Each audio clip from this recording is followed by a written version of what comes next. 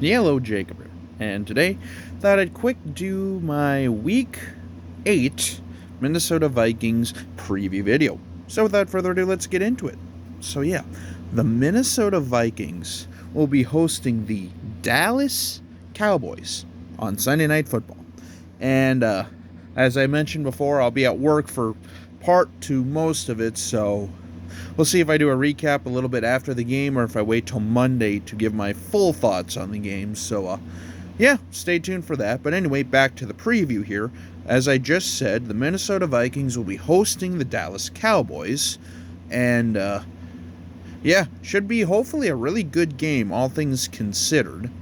And, well, won't be an easy game by any means because, well, you know, our offense versus, one of the more underrated defenses out there. But these two teams are similar to each other, have been for the last couple of years, and all that stuff. It's just, it'll be interesting to see, basically, just what happens and how this game goes because, well, like I say, this is a make or break game for this season for the Vikings because after this, we head into Baltimore, who, granted, is kind of having a down season, but then again, when literally everyone's injured on your team, and they're still managing to rattle off wins.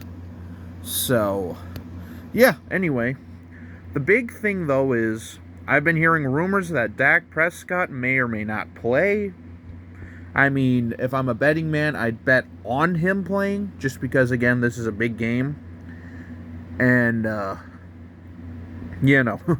just be kind of nice to see Dak Prescott actually healthy for once, because, good lord, seems like the last couple seasons, he just can't stay healthy. So, plus not to mention the emergence on their defense of one Trevon Diggs. Holy crap, is this guy having a breakout season.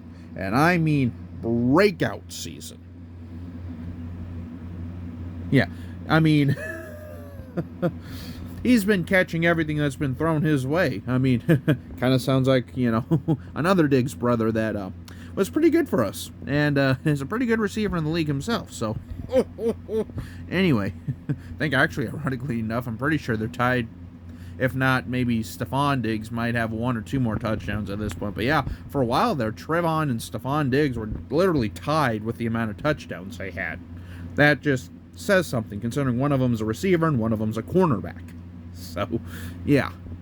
And of course, their pass rush is pretty good too. I mean, you cannot sleep on guys like Randy Gregory or Leighton Vander Esch, even coming, from the linebacker spot. He's pretty good when healthy. I mean, they got some good safeties on the back end. And then kind of going over to the Vikings. I really haven't heard a lot on the injury front per se.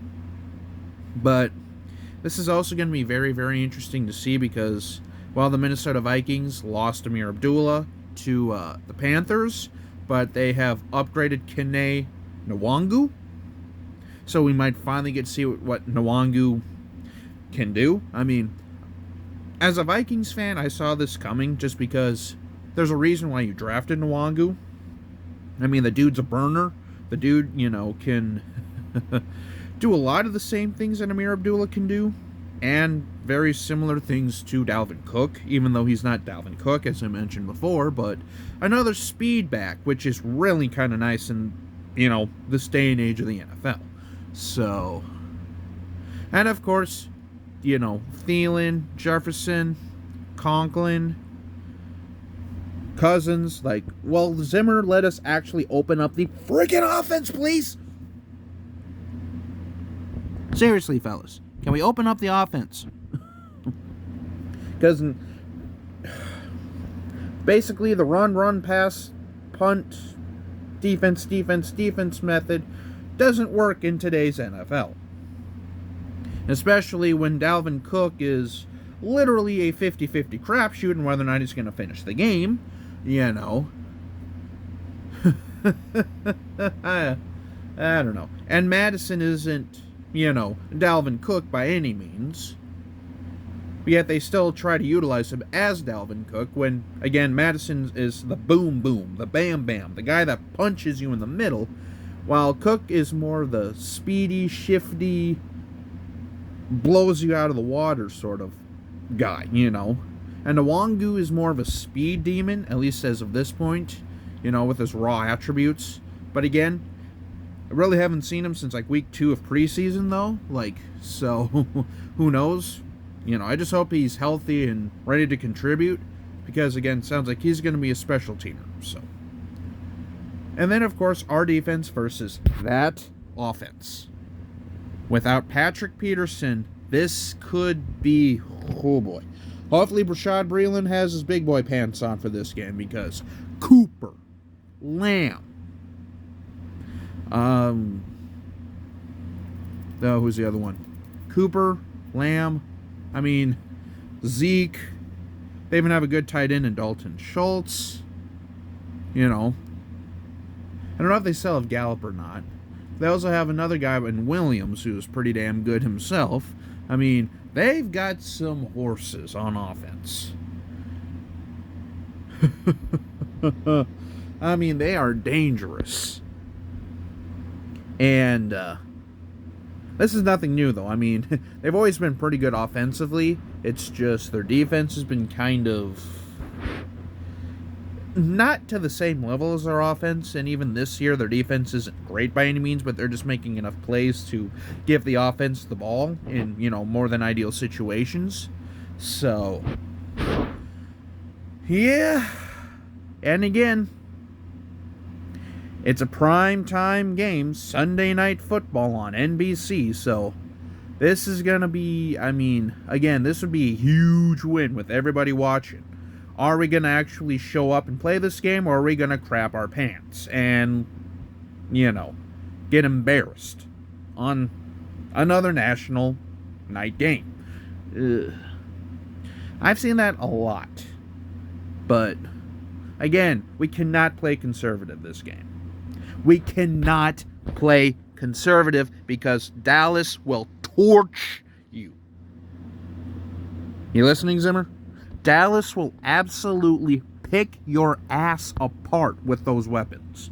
If Dak Prescott can stay upright with that offensive line, I mean, again, Lamb, Cooper, Dalton Schultz, freaking, you know, Zeke, Bernard Pollard even can rip off some big runs too. I mean, they have weapons.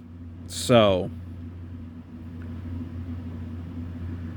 but yeah, I mean, again, they're not unbeatable by any means, you know. But again, what's nice is we're at US Bank Stadium, even though since US Bank Stadium opened, we are 0-2 against Dallas at US Bank Stadium. So, hopefully that changes on Sunday. Because otherwise, as I mentioned before, now we're getting into the beefy part of the schedule, like the make or break part of the schedule. This month of November is going to be tough coming up. Because again, after this, we have Baltimore this month. We take on Green Bay this month. I mean, we literally have, I think, either the hardest or like one of the hardest remaining schedules left. So, let's buckle down, boys, and get it done. Because as I mentioned before, after this, we go to Baltimore. And then we take on the Chargers in a couple weeks. And then we take on the Packers in a few weeks. And so, yeah, there ain't no rest for the wicked at this point, boys. So, again, stay tuned because, as I mentioned before, I don't know really when I'll be recapping the game per se, just because, again, I do work, but stay tuned because, yeah, whatever happens here, you know, yeah, just basically stay tuned because it's always hard to tell what my reaction is going to be after these games, especially, well, just because, again, the Vikings are just, ugh. Anyway, so, until we meet again, this is Jacob. Have a good day.